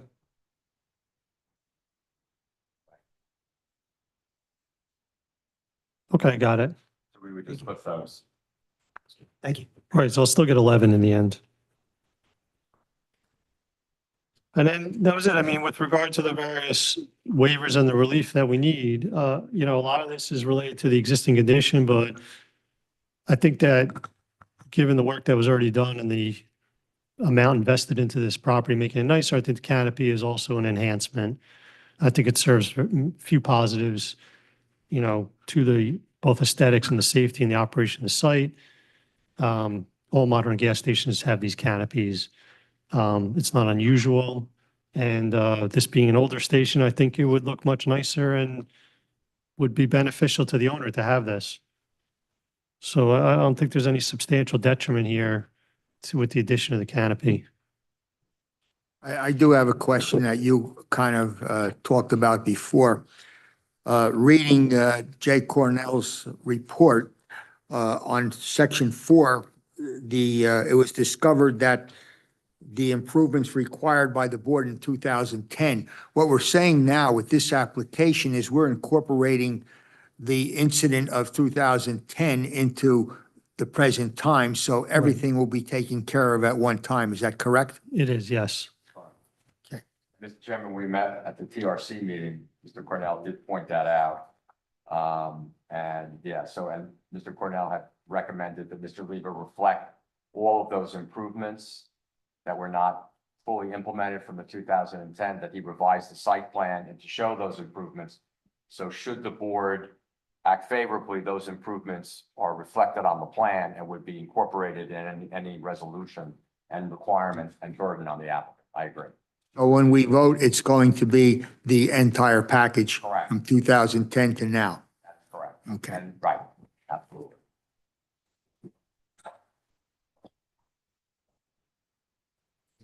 Mr. Chairman, just one bit of housekeeping on the canopy sign. So the testimony from the applicant was that the canopy sign would be 36 square feet.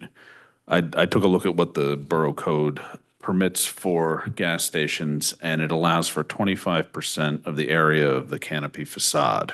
By my calculation on the plan, the side of the canopy is 24 feet wide by 3 feet tall, which is 72 square feet. 25% of that would be 18 square feet. So the applicant will be seeking a variance with a 36 square foot sign.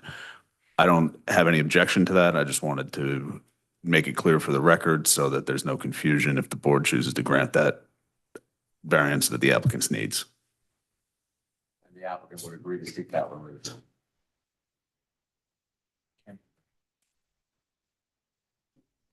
Mr. Lieber, did you want to add anything? I think we've covered all the issues and addressed all the memorandums as well.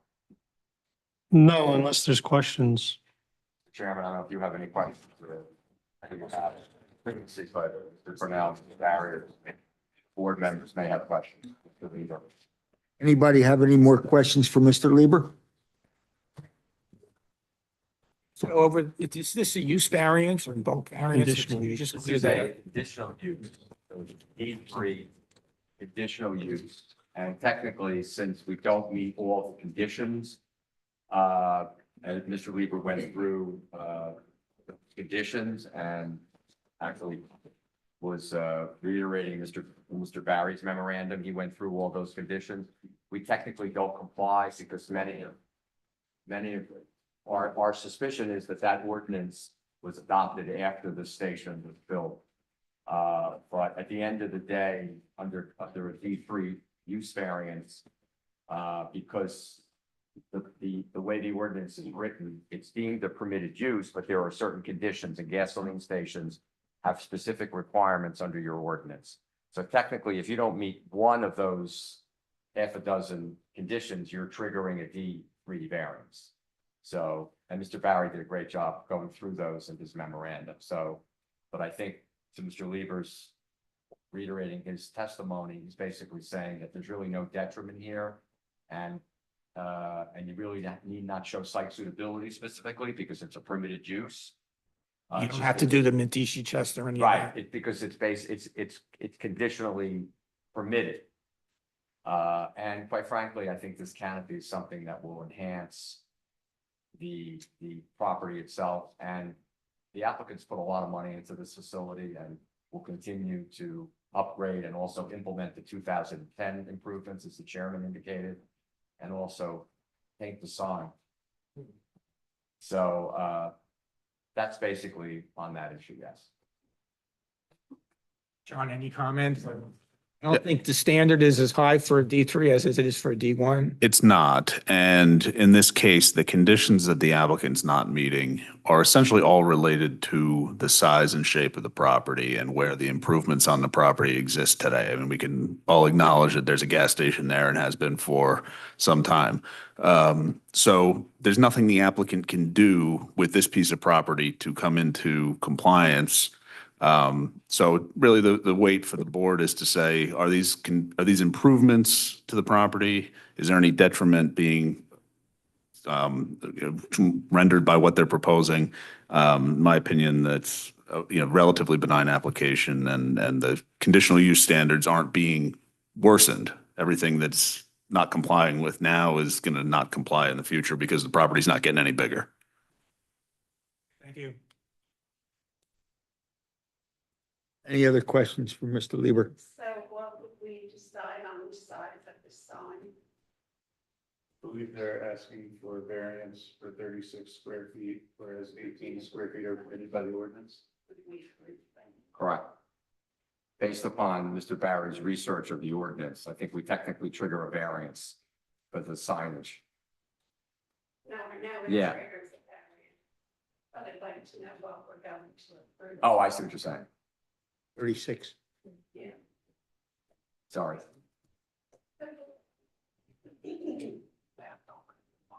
Mr. Chairman. I don't have any more questions for Mr. Lieber, but I do have a couple of questions that I want to address that pertain to the owner. Okay. One of them is, I wanted to talk about the used cars. You're not going to sell any cars on your property, am I correct? No. No. Okay. And the only thing that you're going to sell is stuff related to like batteries, et cetera. You're not selling food or anything like that. Like some of the gas stations now have, a regular kiosk that sells a lot of stuff. You're not going to have that. Just like soda, snacks, those are stuff. That's all. Nothing like any sandwich or cooked food, nothing.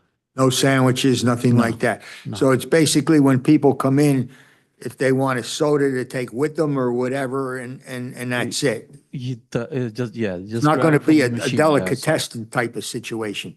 No. Okay. Any other questions? Chairman, I guess to your point, it's not what you would see like at a Wawa. Yes. No. I think that's what you're, not yet now. And that's where I was heading. Yep. Any other questions? Okay. Thank you, Mr. Chairman. So. Thank you, everyone. Are you going to open up to the public? Or? Yes. Yeah, okay. Anyone from the public wish to speak on this application, the Route 35 gas station? Anyone from the public wish to address the board? Hearing no one from the public here, I make a motion to close the public portion. Second. Public portion is closed. To sum up. Yes, Mr. Chairman, thank you and the board and your professionals for hearing us. And as you know, I think we've testified on the justification for the D3 conditional use variance. You've heard from the applicant as to the operational issues. We went through Mr. Cornell's memorandum, we went through Mr. Barry's memorandum, and I would concur with Mr. Barry that this is a pre-existing gas station and the deviations from the ordinance are fairly benign. The relief we're asking for, we think is, will significantly enhance the operation and the business and continue, hopefully, will allow the operator to be successful, which is what we all wish. And I think at this point, I think we've met our burden of proof, and we would ask that the board favorably vote on the application, and we thank you for your time. Thank you. The board has heard the application. What's the pleasure of the board concerning this application?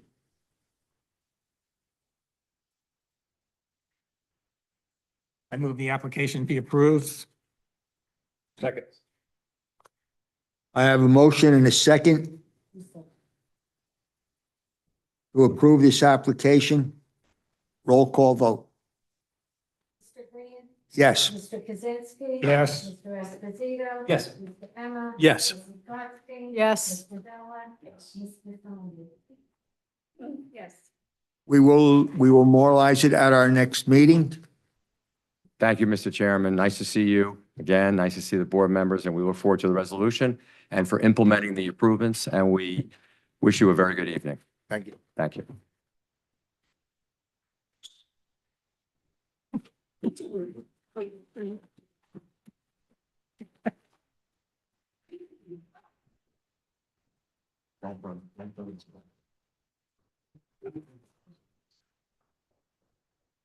Good night.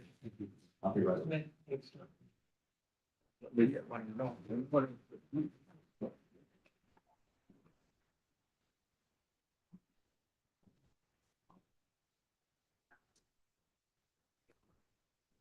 Okay, that's. No. You know, when you start going home.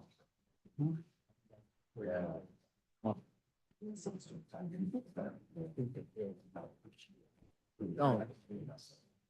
No, you gave everybody a copy of this resolution, correct? For tonight. It was on. It was at every chair. Okay.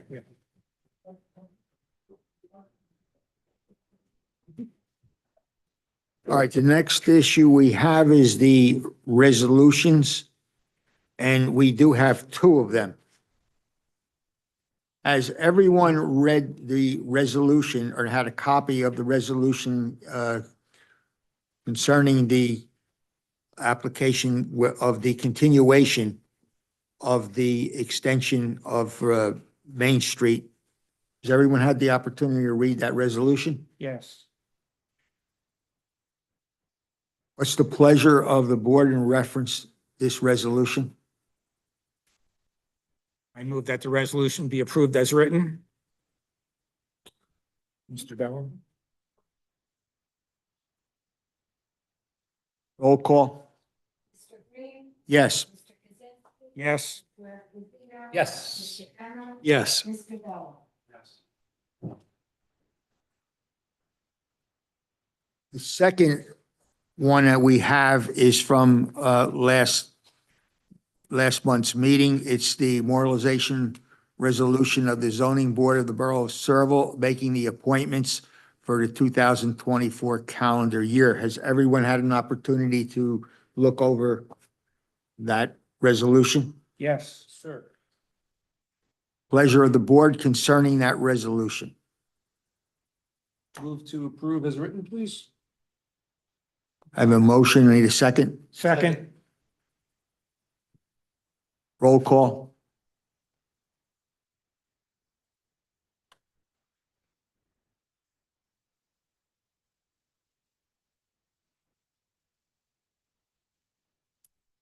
Mr. Green? Yes. Mr. Kaczynski? Yes. Mr. Esposito? Yes. Mr. Emma? Yes.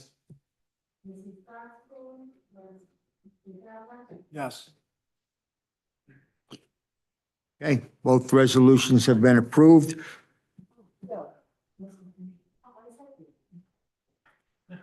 The last one I have is has everyone had the opportunity to look over the minutes from January 24th, 2024?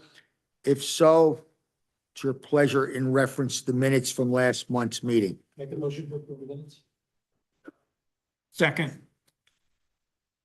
I have a motion and a second to approve the minutes of January 24th, 2024 meeting. Roll call? Mr. Green? Yes. Mr. Kaczynski? Yes. Mr. Esposito? Yes. Mr. Emma? Yes. Mr. Bell? Yes. Is there anything else to come before the board tonight? Just one question, Mr. Chairman. Usually we would state that the application is complete. Is that something we need to do, or is that, For, you're talking about the ones that were just heard? or just in general? All applications approved for tonight are complete. Usually we would ask that question and we just get it on the record that they're Oh, complete. talking about for purposes of completeness. Yeah. Yes, okay, yes, They are complete. yes, and we can do that at the beginning. You could just ask him if they're complete before we get going, just. Okay. I don't know if that's a legal requirement or not, but that's what we used to do. Not a legal requirement, but, do it. Yeah. Anything else to come before the board? If not, make a motion for adjournment. So moved. Meeting's adjourned.